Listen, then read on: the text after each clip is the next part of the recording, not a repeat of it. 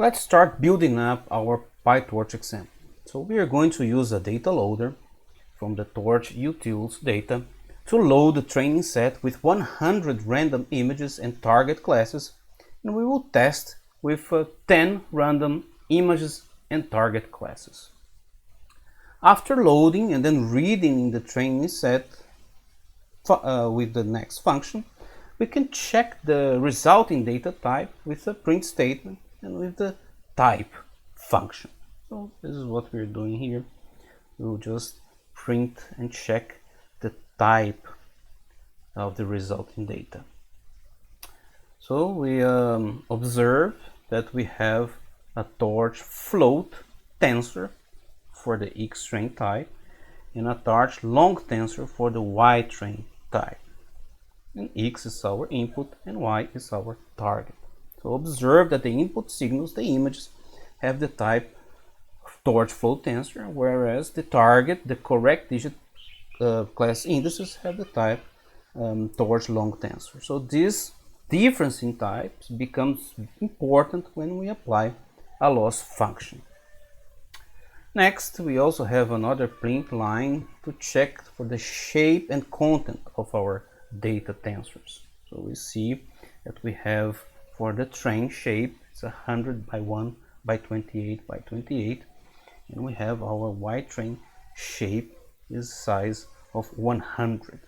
So in the train data, we have the first index is for the image, so we have 100 image. The second index is for the batch, that only contains one batch, and the two remaining index are for the pixels. So we have 28 by 28 pixels, 28 vertically and 28 horizontally. On the Y train, we shows that we have for a target is a one-dimensional array of 100 entries. It is one number, the correct digit for each image. This can also be seen in the final part when we print. So we're printing our Y train and it's numbers with digits from 0 to 9. So for each image 20 by 8 pixels image, then we have a target which is the correct digit that this image represents. Next, we have to define our neural network as a class, and we will take two fully connected layers with bias, and we use the ReLU activation function only after the first layer. So this is what we are doing here. We are defining our neural network model, and we have one layer with the input features is the number of pixels, in the case is 28, and the output is 28 times 28, and the output features is also the number of pixels. Then we have another layer. Again, we have the input features is the number of pixels, but the output features is the number of classes. And here we are defining our forward method. We have the first layer, then we have a ReLU applied to the output of the first layer, then we have the second layer, and we are returning the output of the second layer. Here we choose the size of the hidden layer, so the output of layer 1, the same as the number of pixels as the input, but it could also be a different number. So our program will plot the first 4 images of the training set, and for that we need to know the meaning of the indices. For instance, for the second image in the set, we will plot using mshow from pyplot, and then xtrain 1 0, and we use the gray scale, a gray color map.